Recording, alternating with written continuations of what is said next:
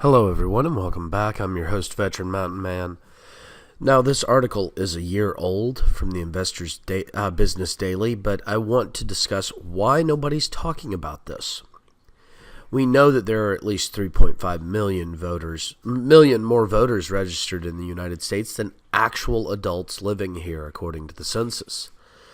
And we've got another census coming up in just a couple of years, and I'm sure we're going to find that yet again, we have more actual voters than we have actual citizens. And this is a problem, people, whether you believe it or not. If we have more voters registered than we have citizens who are allowed to vote, it means we either have people duplicately registered, we have dead people registered, we have ineligible people registered, or a combination of all three. Now, a lot of people are going to go, well, 3.5 million registered voters that aren't really there, that's not really a big deal. I mean, the U.S. has what? Well, there are states in the U.S. that have less than 3.5 million people in them.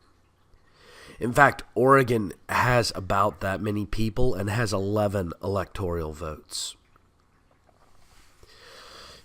Everybody talks about, well, the Electoral College is all sorts of, screwed up because it doesn't represent. It actually does.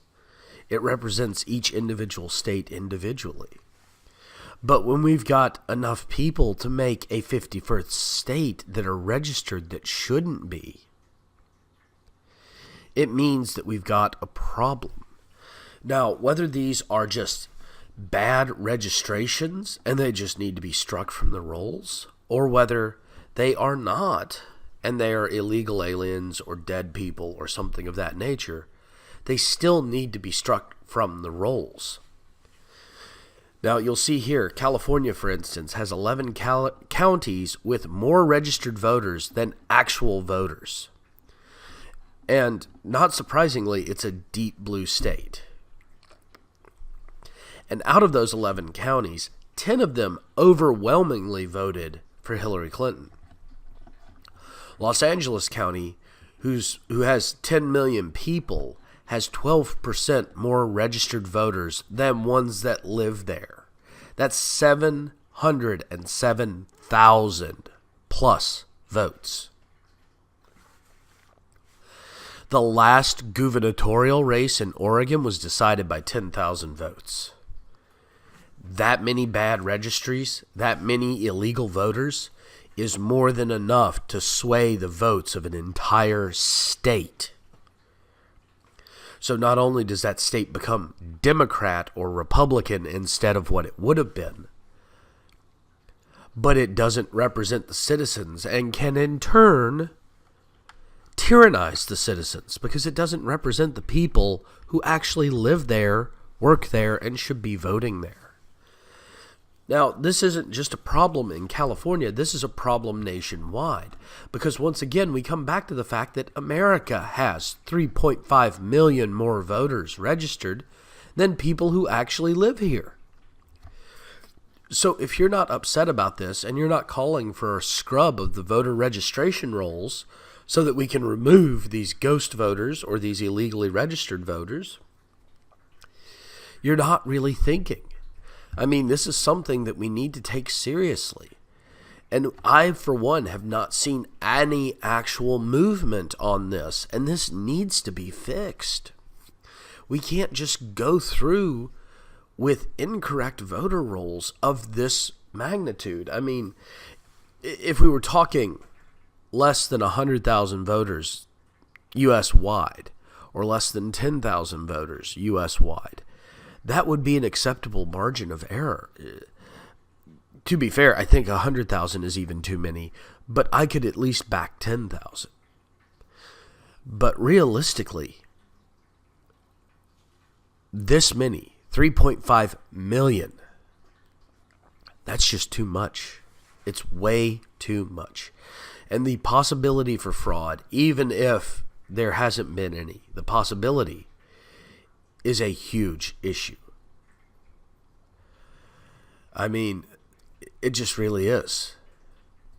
Now, if you haven't read this, you should read this article. I'm going to include a link down in the description below.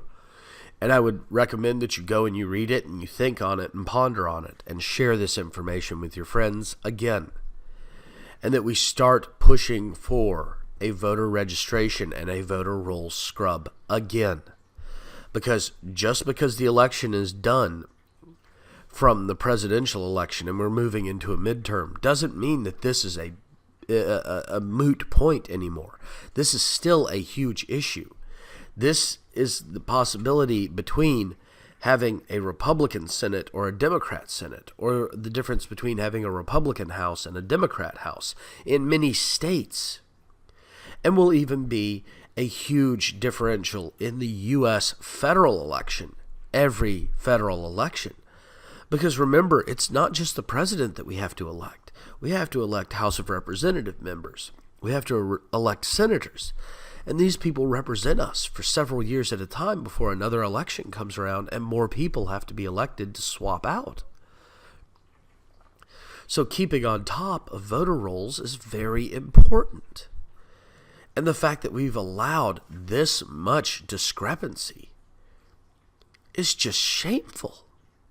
Where is the accountability for the federal elections commissions? Where are the state election commission bureaus on their accountability? This needs to stop. Nationwide. Not just one state, not just 5 states, all states. Well, thank you all again for joining me. Please don't forget to like and subscribe.